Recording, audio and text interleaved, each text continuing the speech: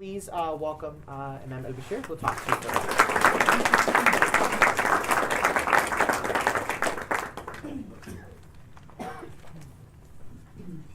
I greet you with the Islamic greeting. Assalamu alaikum. Peace be upon you all. I was very nervous in the last 3 hours because I lost my eyeglasses. So I tried to have my notes. It's empty. So I have some printout from Google regarding the topic of animals and dogs. So I was very asked my wife, where is it? I saw it. I had it 3 hours ago. So imagine when you lose it, you can't focus. I have a reading glass, so I had to put it this way close. I'm very glad to see you today with the topic of animals. You are an animal groups who are taking care of shelters, animal. This is an indication of the mercies that God really ingrained in your hearts. No one will take care of an animal unless there is really his embodiment, a sense of mercy, tender hearts. Most of the time, animal cruelty meant done by people who really hate animals. I was raised in a rural area in Sudan in East Africa, one of the largest countries in Africa. And my father was a farmer.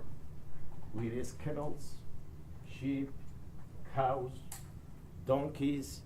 I think we have only one horse.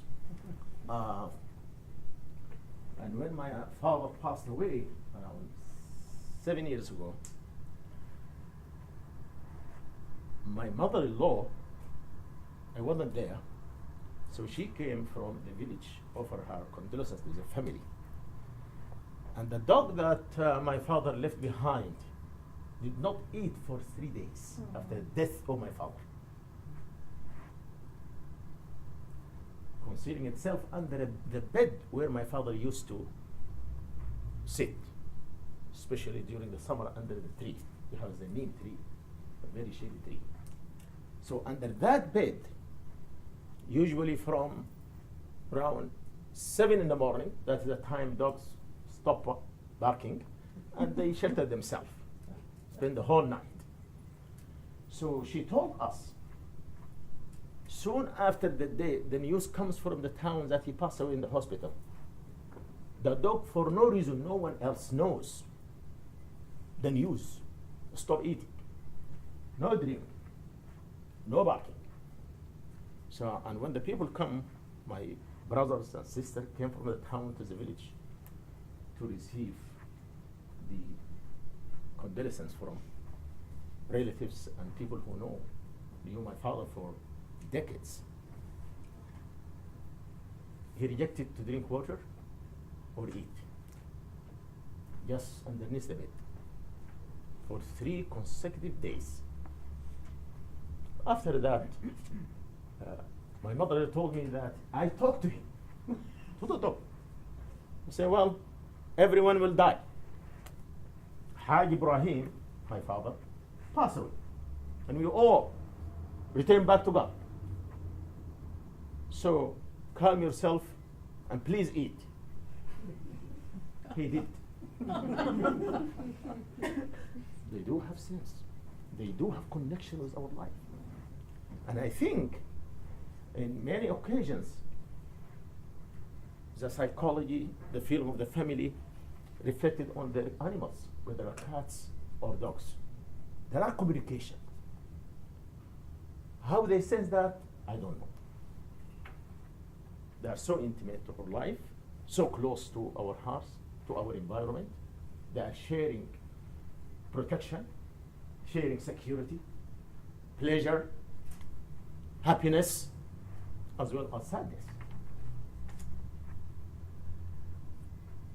When Petra told me that the animal groups want to know, but they do have customers who are American Muslim or American Arab Americans, who are generally, some of them Muslim, and there are restrictions and a lot of saying about dogs in Islam, in the face of Islam. So what should animal groups, animal advocates approach a Muslim? Are they sympathizers with dogs and cats, and at least dogs and cats is the most two major animals living with us very close. So where should, how can we approach these guys? They want animals, dogs, for their protection, to guard their houses, probably their farms. And there are some saying that the saliva of the dog carries some kind of germs. The Prophet didn't say that. There are saying about the saliva, yes, clean it. The grand imam who inherits the Prophet after the death of the Prophet, he said the saliva is pure. It's not najis, impure. So you can pray with it. And generally, in the Quran, the book of Islam, there is a verse that we transmit our knowledge to dogs, especially hunting dogs. How we train, catch a rabbit or a deer, and stay there without eating it, without tearing it to parts. We convey to them, we educate them. So he says, if the saliva of the dog is impure, by impure means what? I made some washing to pray, then my dog licks my clothes or my hands. So I should go back and return washing again. He said, no, it is pure. You can pray with it. Because it cannot contradict the Quran. The Quran says, these are dogs which you treat and educate to hunt for you and catch. And generally, when the dog catches, it has to bite. It has to catch saliva. And the dog may run maybe 2 miles, 3 miles behind the deer. I don't know how many. But behind the rabbit, I think, it depends on your dogs. Not all dogs are same. So it may run for 1 mile behind a rabbit, or maybe just 4 yards. It depends on the race and the kind of the dog. So the saliva is okay, because if you want the meat of the deer, of the rabbit, you have to touch it to skin it. So how can you? Gloves are not available in everywhere. So generally that imam say, no, it is pure. It has nothing to do. If it licks you, pray with it. And dogs are so intimate of life. When you have it, separate yourself, isolate yourself from it. You are at the job market, job site, you come, it has to jump on your back, round your lap, and does all that. So there is no way to avoid the saliva of the dog. Now, let us come to in the face of Islam, like Christianity and Judaism, I'm sure it is the same. There are commonality between these 3 religions with regard to the mercy that we human beings who adheres to these religions, we have to abide with it. If we eat, we have to make sure that our animals, especially those guarding, protecting us, they are eat good food. If we are sick, looking for medicine and cure, we have also do the same. Prophet Muhammad mentioned that in the legacy of the faiths, Christianity, Judaism, there was a lady who had mistreated her dog, and by that she entered hell fire. Another woman tied a cat, neither let it go and eat from outside, find the rats, an insect, but tied it until it dies out of hunger. So what is the punishment for that? There is another guy, he has to go before the court of God. Why? You should let it go if you are not able. Like today, if I'm not able to take care of my cat or dog, I have to go to the animal shelter. And my daughter used to work here. Every time and then there are cats knocking at the door at the midst of the winter. Please, Baba, get in. Her mom says, no, please, cat, no, inside. And she sneak around, get her into her room, and around 8 o'clock heading for the animal shelter in Dubo. That's cat. My wife is very sensitive to cats, and my son has asthma. They said avoid being close to cats and pets. So she said, no, please. Milk outside, tuna outside. So I buy at least a whole case of tuna for these stray animals, especially cats. Now, another guy who God elevated him to enter paradise. He was so thirsty in a desert Finally, he found the well, a water well. He descended into it. He drank, fine, quenched his thirst. Then he came up. He found a dog that's actually complaining, very thirsty. He said, well, the same that happened to me happened to this animal. So he went back again into the well. He has no means to get it. He took his shoes, and I remember very well, I think, people in the past, the shoes just like this, not like this, because you could, in the farm, they have to insert the whole feet inside. So he get with that shoes, filled his water, and then bites it by his teeth, and comes up, climbing up until come out, give to the dog. He said, of that action, God elevated him to paradise. That's the reality of mercy. God is the most merciful, the most compassionate. So we have to do that. And I think the best way to approach the Muslim customers who are coming to you, I think, if you don't mind, I can print out says from the Prophet and from the Quran, translate it. It is in Arabic. I translate it in English. I put it just in this. This is the stand of Islam regarding animals in general. So please look at it. If you have anything, consult your Imam. He did it. So by that you raise their awareness of the mercy of God, the mercy of to show care about these animals. While we're here, I came and later I said I need to go to the conference room to pray. This is the third prayer today. So I said, well, you are familiar with animals more than me. I said, are there any dogs, any kind, animals, German Shepherds or French or Polish, specific kind of dogs ever been treated to mediate between the husband and wife? Why don't really? I thought about it if I'm praying. I said, what is wrong? They can be trained because there are knowledge.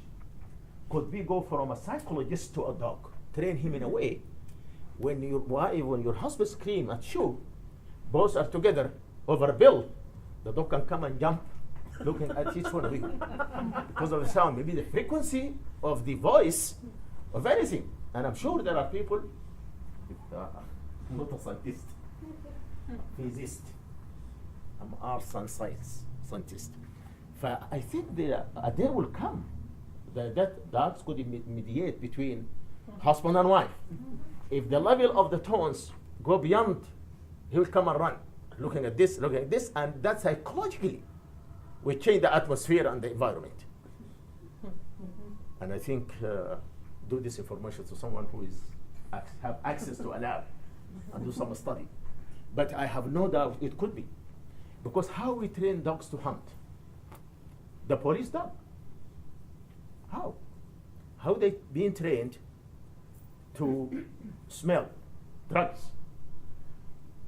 2 years ago, we found a bed bug. And I know that is very serious here in this country. So I called the landlord. He told me, okay, there are companies deal with that. I said, well, how do they do that? He said, they will come. Then a lady came to our house with a very tiny dog, very small. And she said, if there are bugs here, this dog is going to sense it. Then I follow her. Believe me, the mattress at the corner start turning down and smell, sniffing. I said, yeah, something looks like, but it's not. Then go to another thing. He said, it's fine. There is no bed bugs, but as precaution, we need to put this, what do you call it, to treat that, they close the house for a couple of hours. Yes. They didn't ever been here 30 years, so it's first time to see. But if there are dogs that have been trained, not every dog you can catch and bring, could you see if there is bugs here? Somehow we transmit the knowledge from us to that dog. And the dog works upon the information we transmitted. So I think now we can really train to mediate within our families between me and my wife. Yes, because they can, through the frequency of my tone, if it's loud, that means there are dispute. If it's okay, that's fine. So by that could mediate. Islam strictly say against animal cruelty, mistreatment of animals. In Sudan, I have never seen that. I saw it, I think, in Afghanistan.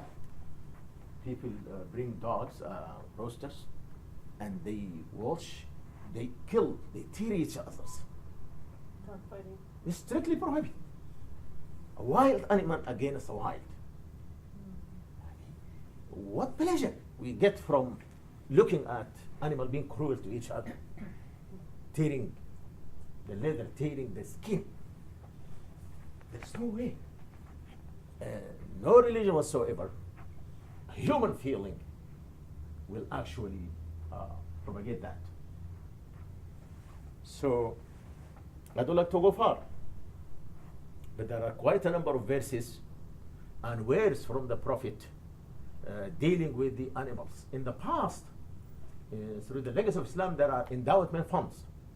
That area, like wildlife, restricted for stray animals, with all the food available, or all the help available. Animals, whether are camels or cows or donkeys, of lost animals, or all kinds of pets, exclusively for that, and there is budget. I think it's good, it's still here.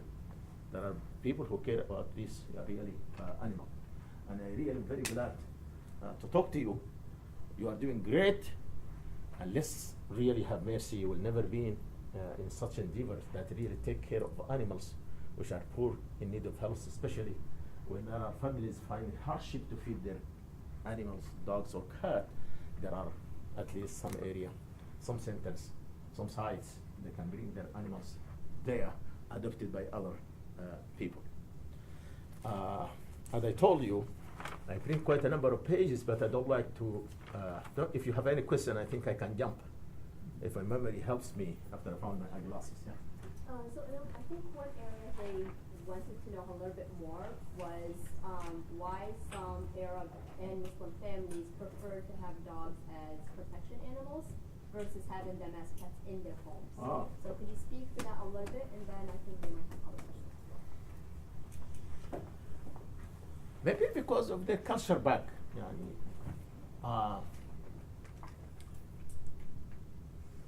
I don't know any difference in my country between animal for pets and animal for protection. Dog is dog in my country. Yes. The mission of dog is to alert you if someone come approaching at night and take care of you and follow you to the farm, following your camels. You can know the direction of an area because of the sound of dogs. So, and houses there is not like actually confined houses short like this. Maybe the hazard they think about the health hazard about the pets and wolf and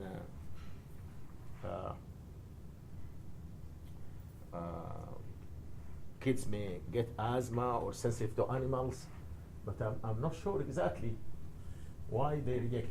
Possibly the culture.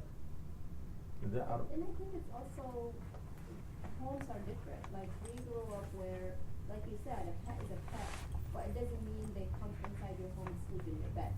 You know, you still treat them as part of the family. It's just they don't come inside your home. So I think that's the difference that we see here. Yeah. Maybe there back home there are large houses, open air, and here are restricted and limited. Maybe. I didn't discuss that, and no one ever approached me that. Usually approach me, is that allowed, not allowed. But I didn't go more than that. Give them a lot of thing about, yes, you need to take care of them. And there is quite a number of now health procedures that protect you from any kind of bacteria or germs or transmitted diseases, so on. Yes. Just to make sure I understood you correctly, you know, oftentimes we're heard that that some Arab Americans think that dogs are dirty. So when they're talking about dirty, are they do you believe that's the saliva they're talking about, Yes. or concerned about that, the Right. saliva? The saliva. It's not, because, you know, when we think about it dirty, it's going out and getting in the mud, and, you know, that's, Yeah. yeah, so. No, it's a saliva. They're dirty because that the impurity touch my clothes or touch my skin. Do I need to go and wash again?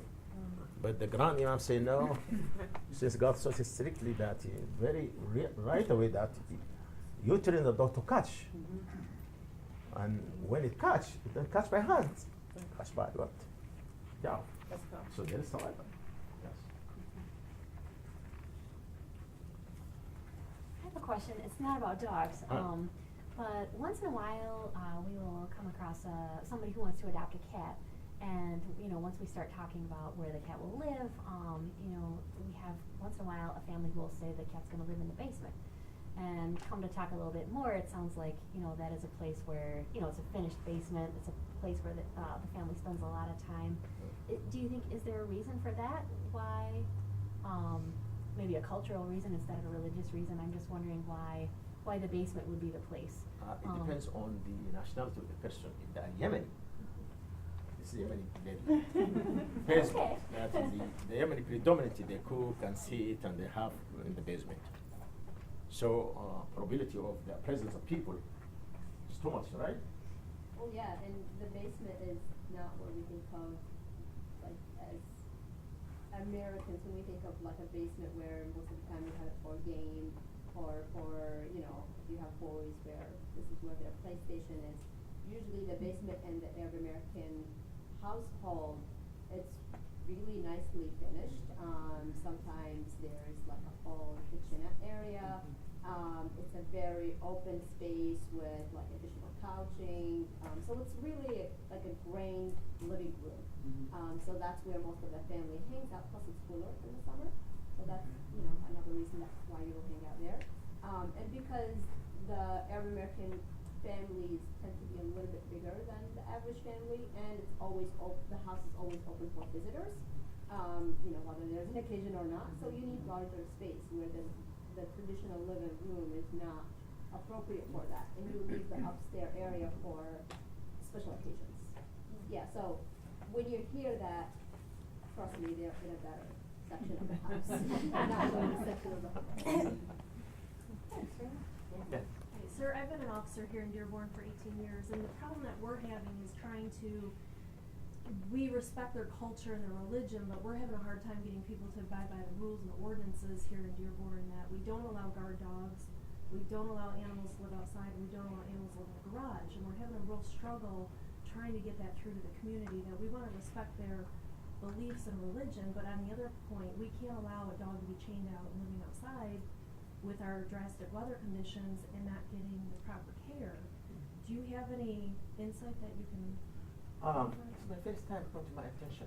If we have this issue with this, we would have addressed it in our mosque. Well, it's Especially a pretty serious problem that we have, and I'm one of the animal investigators, and we deal with this almost on a daily basis, and we're just struggling to, make it the connection to some of our residents.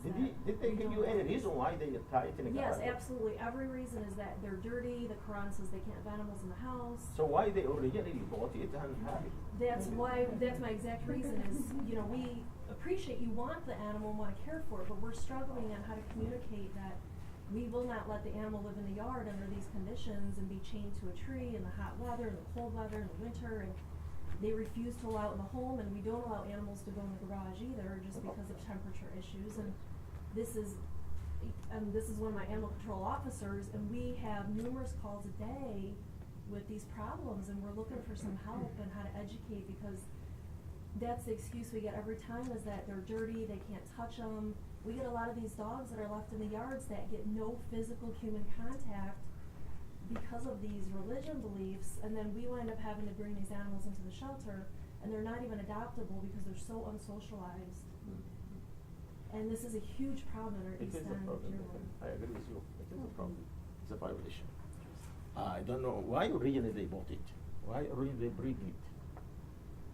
They say for like security. Security. Which isn't for. I think that is the issue of we have maybe help them and clarify that if there is a way, if you can reach the animal control officers, I can give my phone number. If they have problem run to some families, I We can would talk. love that. That's Yes, great. I can talk to them.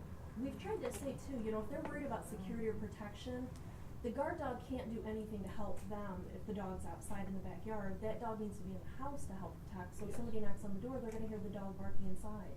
And that's a great protection as an Yeah. inside dog. But we're really struggling.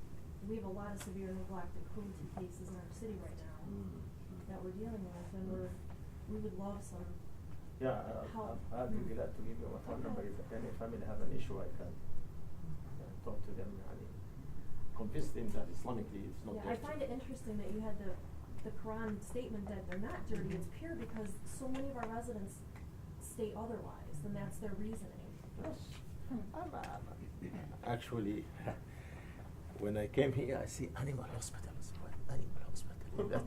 That's for veterinary medicine, medical center for cows, and they don't have camels here, but I think possible for cows and sheep and goats. Then we see dog parkings and. In terms of care, they are clean. Possibly, maybe taken care of more than some human. Yeah. So if they refer by dirty, because carrying jail, I don't think so. Everyone who have vaccinating dog or cat, anti-rabies and all these infectious diseases. The dogs who are here are taken care of compared to other countries and taking care of the citizens, believe me. That issue of cleanliness, and we can address it.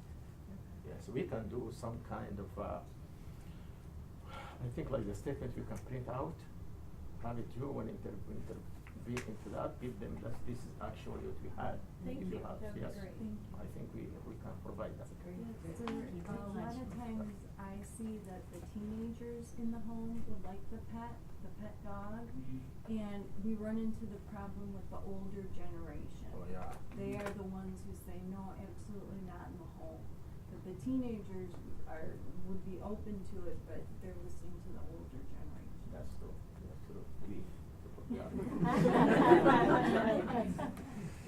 Usually I did a lecture somewhere, I don't know what, UFM. I said, well, here, everything is cute. Again, for kids.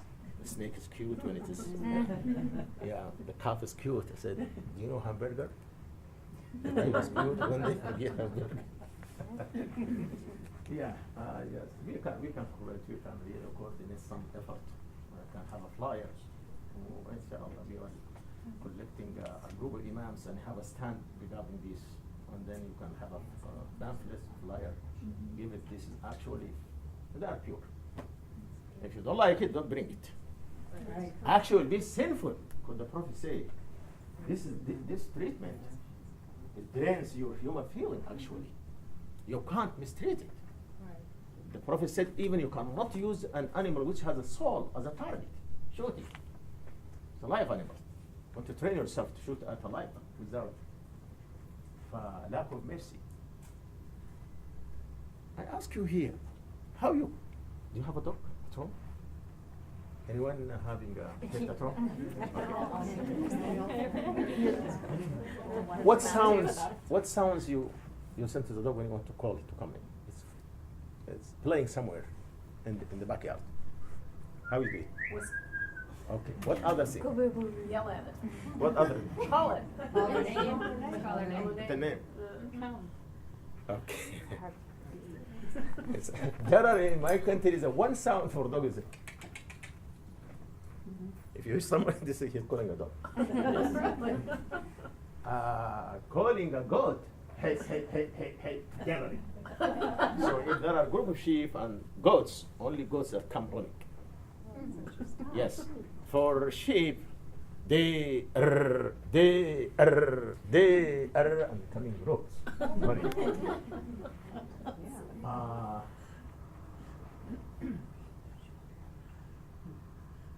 Yeah, donkeys. Ho, ho, ho, ho. Generally, that's first. Yes. It's in the rural area, these are the sounds we sing. Any other? For a horse? Huh? In my area, no, because we used to have only one horse. Only one. There are other areas, horse, I don't know how they call it. the camels, just camels. Especially when you go to the water well and you have your child guarding the animal there, you don't like pushing all of them come to the well, so you try by one, or 3 at a time, 5 at a time, and the rest are there. But if you want to call, you have already big reservoir full with water, it needs maybe 40 animals to drink instantly. You say, they're coming, all of them. I think the flyer that you were talking about would be helpful at our adoption sessions.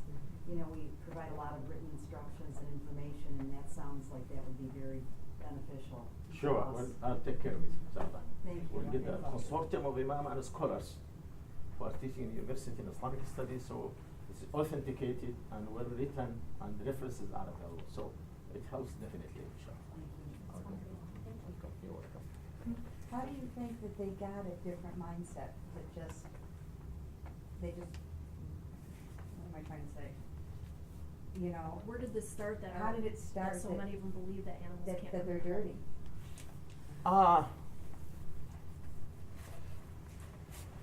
How they get that mindset? Lack of awareness, lack of education. Yes, they know partially some information, Okay. but they don't know the picture of it. Right. Yeah, this imam said, well, if you are hunting with your dog, and the dog caught a deer, how are you going to deal with the deer? The saliva of the dog all over, in the thigh, in the neck of the deer, and the back. I don't think that's really an issue though. We're Dearborn. None of these are hunting dogs. Oh, I understand that way of thinking, but that's not something that is really applicable to our. No. Yes. It goes back to the saliva, dog saliva. Right. Yes, but that imam encountered anyone saying that dog saliva is impure. When they say dirty, they mean the tongue. What comes out of the tongue, not the. Unfortunately, just Yeah, over the years. they have shower every now and then. That's Misunderstood very clean. in our community. It's just misunderstood. Yes. Yeah, the lack of information in this area that the saliva is pure, is not najis. Contrary, it is najis. Najis, that means it invalidates my washing when I want to pray. Or it makes my clothes dirty. So I have to go and wash it and come and pray. No, it is pure. Nothing wrong with it. I always wondered, I don't know enough about the Middle East to know how they're in it, for instance, in rabies vaccinations and those kind of things. But many of the people who come appear that dirty, they appear to be afraid. They're afraid, don't tuck a strange dog. And I didn't know if it was something that's kind of passed down that, you don't go up to a strange dog who might have ill or have rabies or something like that. And so, obviously in this country, rabies is not among dogs, because we vaccinate for them. But I didn't know whether maybe that would be part of the, where they'd gotten afraid at some point and they don't know why they were afraid, and it's gotten passed Also, down. I guess they're afraid of the bite, not Yeah. because Yeah. it is. Yeah. It's a perception. Yeah. Stray dogs are attacking. Quite a number of stray dogs. They're very peaceful dogs. They go back around. They like to come, like to sit next to you. If you feed them, they appreciate. They are not, but it's a perception. I know there are some countries you may enter into an area, there is no single dog in the area. For example, some culture, for example, I had a friend from, I think, Nigeria. The country predominantly they don't like to raise dogs, especially in the north. So they have paranoia regarding dogs, especially. So some of them work with us back in Sudan. My friends really don't like to approach dog at all. That's culture-wise. Yeah. If you want to irritate him, say that I'll bring the dog close to you. So it's paranoia of dogs. Other people like us, we are familiars. We need them to follow our cattle, sheep, and in the area. You can hear 30 dogs in the village the whole night barking. It depends on cultures. There are cultures who are familiar with raising dogs. They are next to them in their houses, or predominantly they don't feel a need for it. Is there anything else? Question?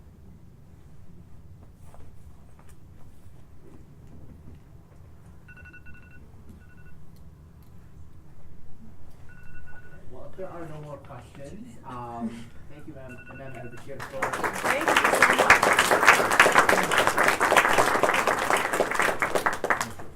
So I want to actually, the last two questions were actually a really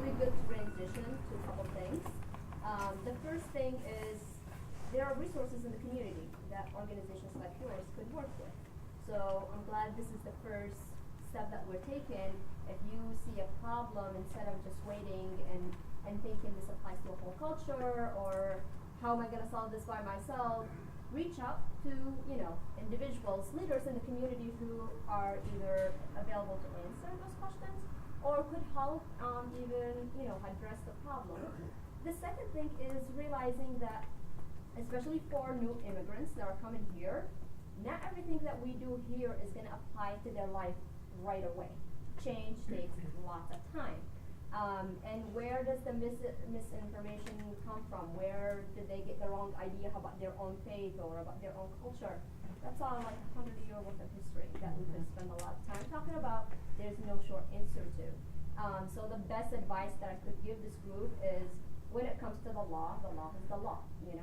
That's one thing. So when you're dealing with citizens, well, first of all, to educate them on the law aspect of it, that's one thing. And then the second part, if the problem continues to exist, reach out to people in the community who could help become kind of the middle person to either say, well, this law doesn't make sense, or to let the citizens know, the law is the law, here's where you got the piece of information incorrect about your own culture or your own faith, that we could address it together.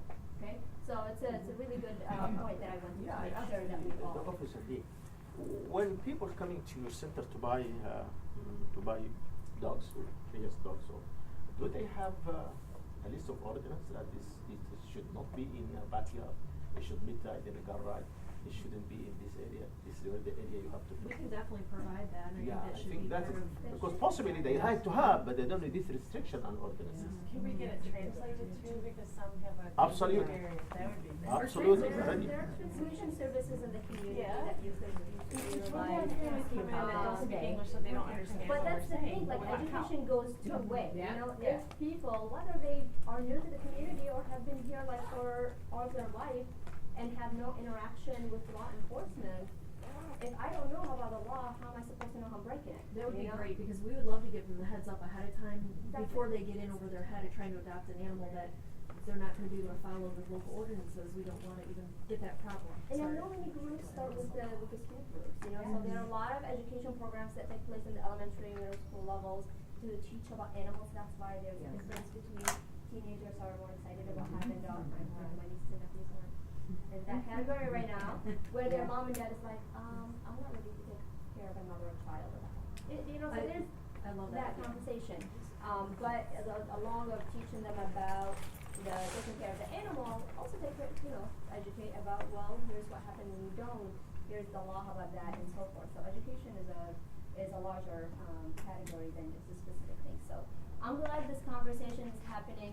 I know in our communities there's definitely need to be a conversation, because in certain countries where, for example, I could speak on my own country, Yemen, where, almost every family has a pet dog, a dog that is part of the family, but when it comes to the grand scheme of things, that's the last aspect of our priorities, okay? So when the cultural shift happens, there's a lot of things that kind of get left behind, and probably animals, unfortunately, are part of that conversation. We're talking about countries that are in war or things like this. The reality is, it's a little different reality. But we do need to have those conversations in our mosques, in our community centers, animal mercy, in our own tradition, in our own faiths, even going outside of that. So with that, I want to thank the Imam for joining us again. Thank you.